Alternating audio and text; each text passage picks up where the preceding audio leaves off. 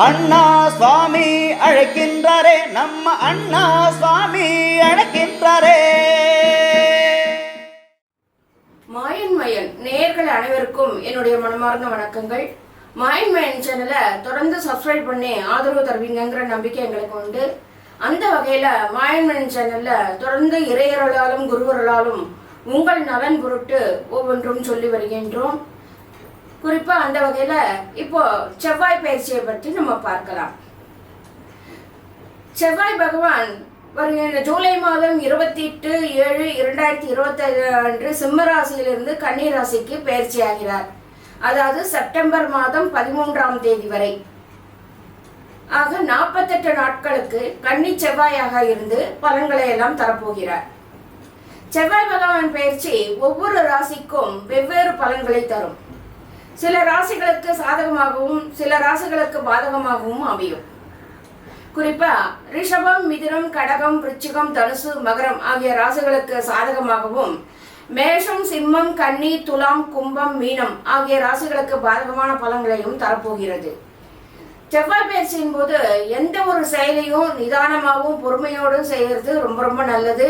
புதிய முயற்சிகளை எடுக்கிறதுக்கு முன்னாடி நன்கு யோசித்து செயல்படுவதும் நல்லது. உடல் நலத்தில் அக்கறை செலுத்துவதும் மன அமைதியுடன் இருப்பதும் மிகவும் அவசியம். மிதுன ராசியை பத்தி நம்ம பார்க்கலாம்.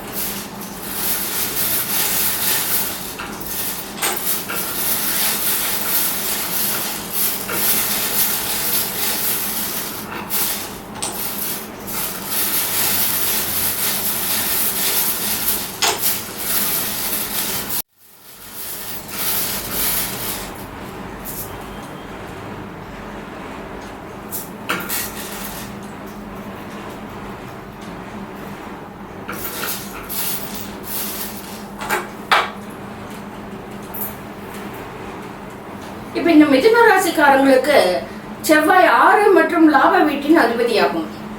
சனி செவ்வாய் கிரகத்தை பார்க்கறதுனால இந்த பயிற்சி காலத்துல வீட்டு விஷயங்களை மிகவும் கவனமாக கையாள வேண்டும். உறவினர்களோட எந்த தகராறும் ஏற்படாம இருக்க மிகவும் விழிப்புடன் இருக்கிறது அவசியம்.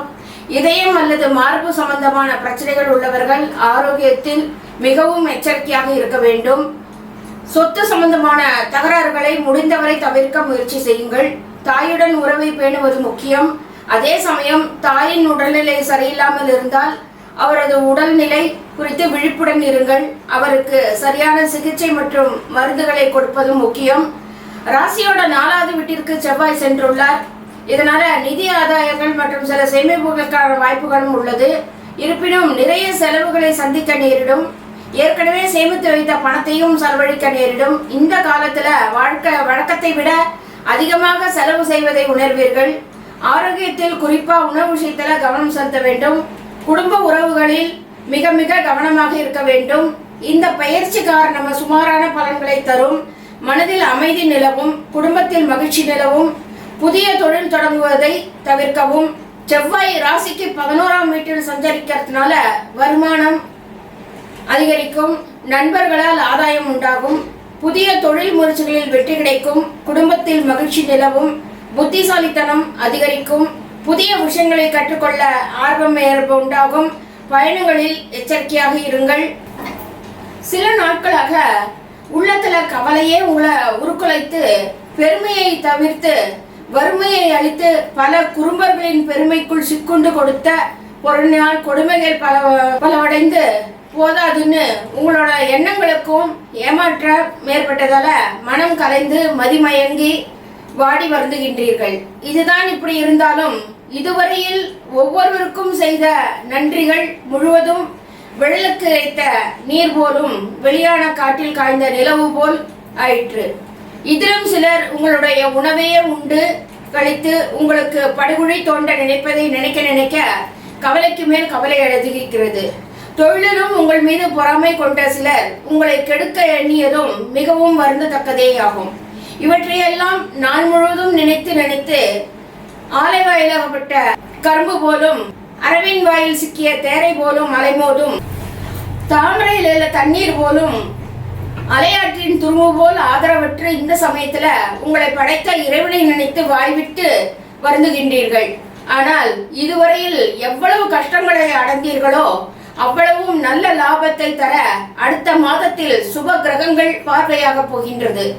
அது முதற்கொண்டு எதிலும் வெற்றியும் தொழில் அபிவிருத்தியும் மற்ற பேர்களின் ஆதரவும் ஆபத்தான நோய் நீங்களும் மனையில் ஆண் குழந்தை பிறப்பதும் ஒரு பெண்மணியால் பத உதவிகளும் பலமான துரோகிகள் கூட்டம் உங்களை கண்டால் பதுங்குவதும் பல காரியங்களும் வெற்றியாகும்.